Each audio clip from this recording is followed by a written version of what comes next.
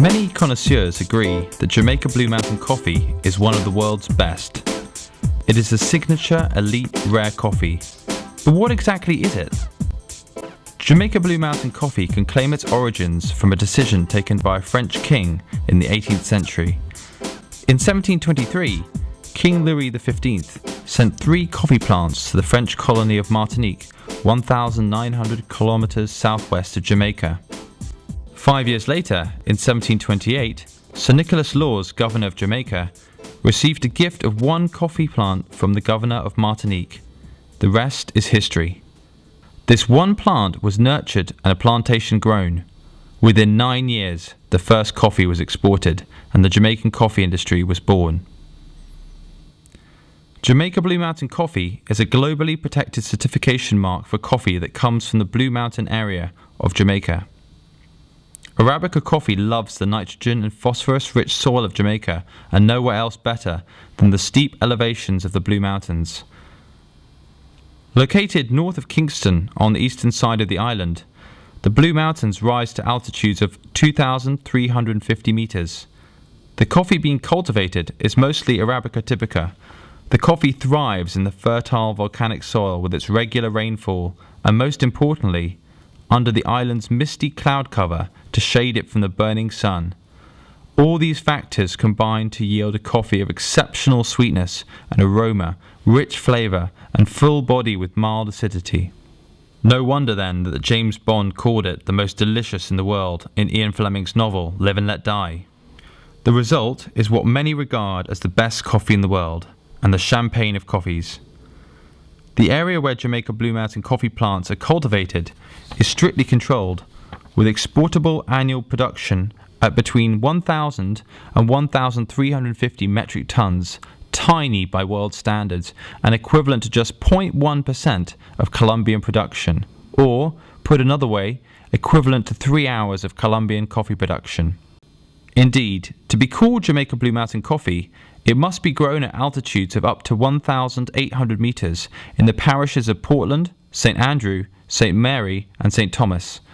Comprising an area of some 6,000 hectares, coffee farming in the Blue Mountains is characterized by mostly small holdings of up to 4 hectares, but there are larger estates of up to 70 hectares in size. There are around 25,000 smallholders and estates in total. Highlighting its scarcity and exclusivity is the fact that Jamaica Blue Mountain is the only coffee in the world to be packed in iconic wooden barrels instead of Hessian sacks.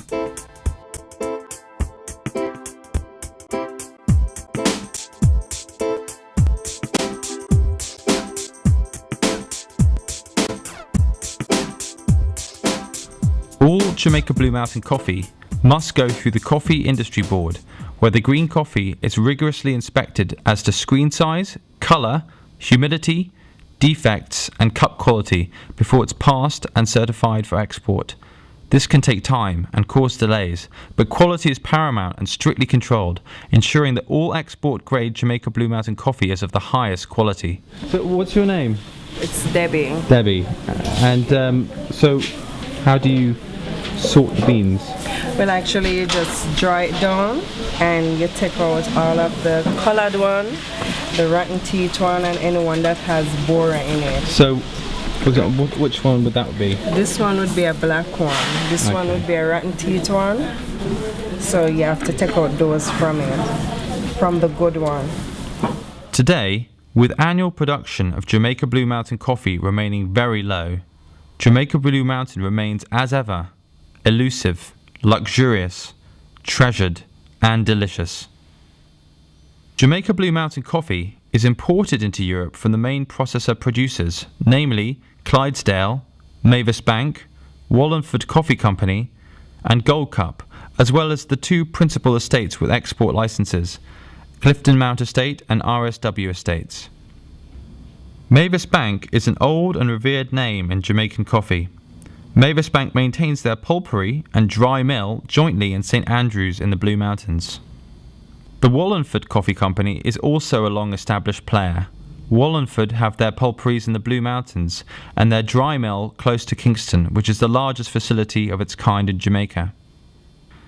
Clydesdale is a more recently established producer which has swiftly, together with Mavis Bank, become the largest exporters of Jamaica Blue Mountain. Pulping takes place in the mountains at their Clifton Mount facility.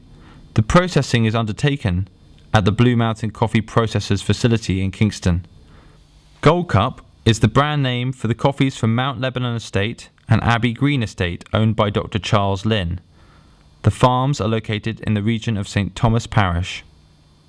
Founded in the mid-18th century, Clifton Mount Estate is situated in St. Andrew in the most spectacularly beautiful location in the Blue Mountains on the eastern slope of St. Catherine's Peak.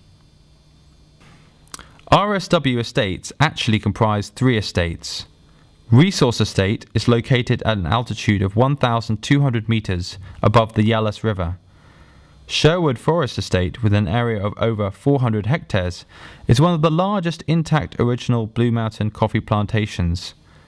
Whitfield Hall Estate is in the heart of the Blue Mountains, just below the Blue Mountain Peak, the highest mountain in the Blue Mountains. The processors operate a pricing regime combined with a pre-funding and balancing payment mechanism which categorically favours the smallholder farmer. The Coffee Industry Board also operates an insurance scheme to assist farmers in time of hurricanes and other catastrophes. Extension and technical services are also offered to the farmers both by the Coffee Industry Board and by the processor exporters. In the case of the larger farms, which sell to the processors, the workers are paid and employed under conditions regulated by strict Jamaican labour legislation. In this regard, wage and benefit levels are significantly higher compared with South American coffee industry norms. The workers come from neighbouring communities, and in most cases, accommodation, education and medical facilities are nearby and have reasonable and accessible infrastructure. In environmental terms, the coffee is grown under naturally shaded and fauna-friendly conditions. As the coffee is wet processed, all the wastewater resulting from the coffee processing is fully treated and purified before being released into the environment. Composting and waste mucilage recycling are also becoming the norm. Jamaica Blue Mountain coffee has a subtle, sophisticated cup. An exquisite balance of aroma, body and acidity is combined to make Jamaica Blue Mountain a very special coffee. But it is the mellow, sweet and creamy aftertaste that separates this unique coffee from all others, with a mild, smooth acidity and hints of chocolate with floral undertones. No wonder it has been the quintessential connoisseur favourite for so many years.